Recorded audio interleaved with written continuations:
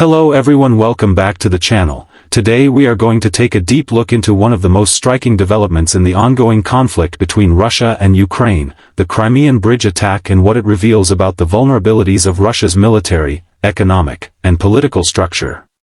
This bridge, which has stood as both a symbolic and logistical lifeline for Moscow, has been hit before, but each strike continues to expose the hidden weaknesses of Putin's grand project.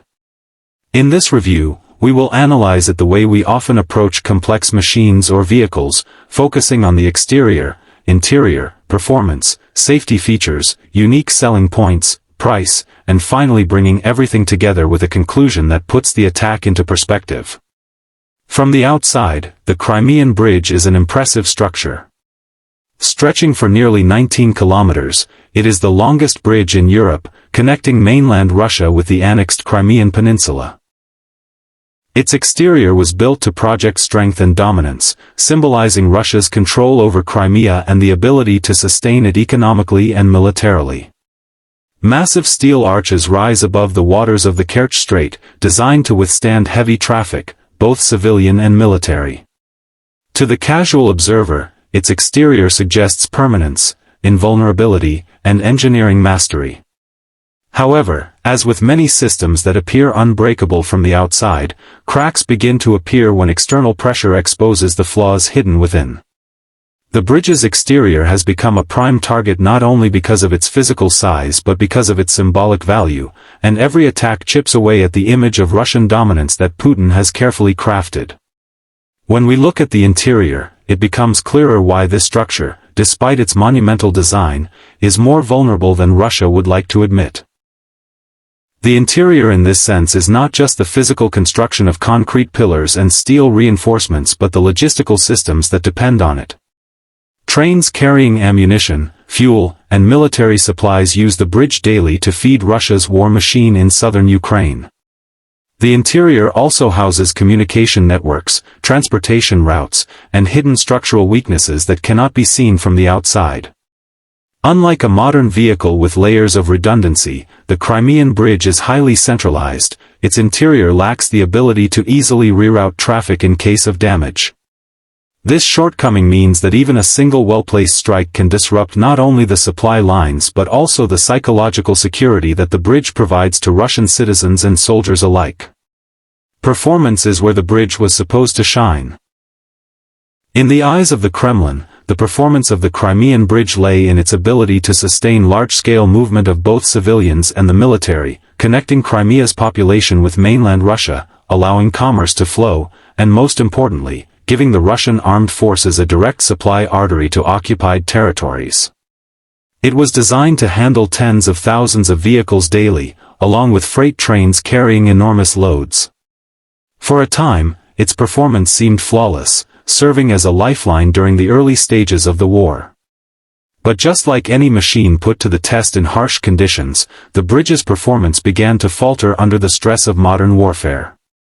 Repeated attacks revealed that its design had not accounted for precision missile strikes, naval drones, or sabotage, all of which are capable of bypassing traditional defenses. In terms of real-world performance under combat conditions, the bridge has shown itself to be less reliable than Putin would have wanted the world to believe. When we think about safety features, the Crimean Bridge once again falls short.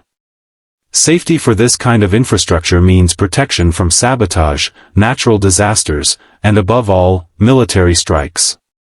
Russia invested heavily in surface-to-air missile systems, patrol boats, and constant surveillance around the Kerch Strait to ensure the bridge remained secure. Yet, time and again, Ukrainian ingenuity has found ways to penetrate these defenses. Explosive-laden trucks, maritime drones, and long-range missile systems have all breached the supposed safety net. In a vehicle, safety features are supposed to protect the passengers. In this case, the passengers are Russia's war effort and the credibility of its leadership. But the fact that the bridge has been hit multiple times proves that the safety systems, while costly and elaborate, are inadequate against determined and adaptive adversaries. Each attack not only damages the structure physically but also erodes the sense of safety that Russia tries to maintain among its people. The unique selling points of the Crimean Bridge lie in what it was intended to represent, not just what it was meant to do. Putin inaugurated it personally in 2018, driving a truck across it to symbolize strength and connection. Its uniqueness stems from being both a logistical artery and a propaganda tool. It was sold to the Russian people as a sign that Crimea was permanently Russian, tied to the mainland by concrete and steel. This dual purpose, however, has turned into its greatest liability.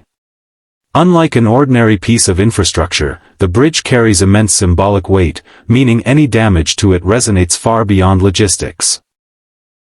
Every strike by Ukraine is a reminder that the annexation of Crimea is not as permanent as the Kremlin claims. Its unique selling point was strength, but in reality, it has become a showcase of weakness whenever it is hit. When we consider the price, the bridge's value and cost cannot be measured solely in rubles. Financially, it cost billions to construct, with corruption and inflated contracts surrounding the project. The Kremlin poured enormous resources into its completion, making it the most expensive infrastructure project in Russian history. But beyond the monetary cost, there is a political and military price to pay. Each attack forces Russia to divert resources to repair, defend, and reinforce the bridge, stretching its military thinner across the war front. The price also extends to morale. Every time Ukrainians successfully strike the bridge, it sends shockwaves through Russian society, raising doubts about the competence of the leadership. In this sense, the true cost of the bridge is not in its construction but in its vulnerability. It is a constant drain on Russia's finances, manpower, and credibility. In conclusion, the Crimean Bridge was supposed to be a monument to Russian power, permanence, and engineering excellence. From the outside, it looks like an indestructible connection between Russia and Crimea, but once you examine the interior logistics, the performance under real conditions, and the failures of its safety features, its weaknesses become undeniable. Its unique selling point was its symbolism, yet that symbolism has become a double-edged sword, turning each Ukrainian strike into a public relations disaster for Moscow.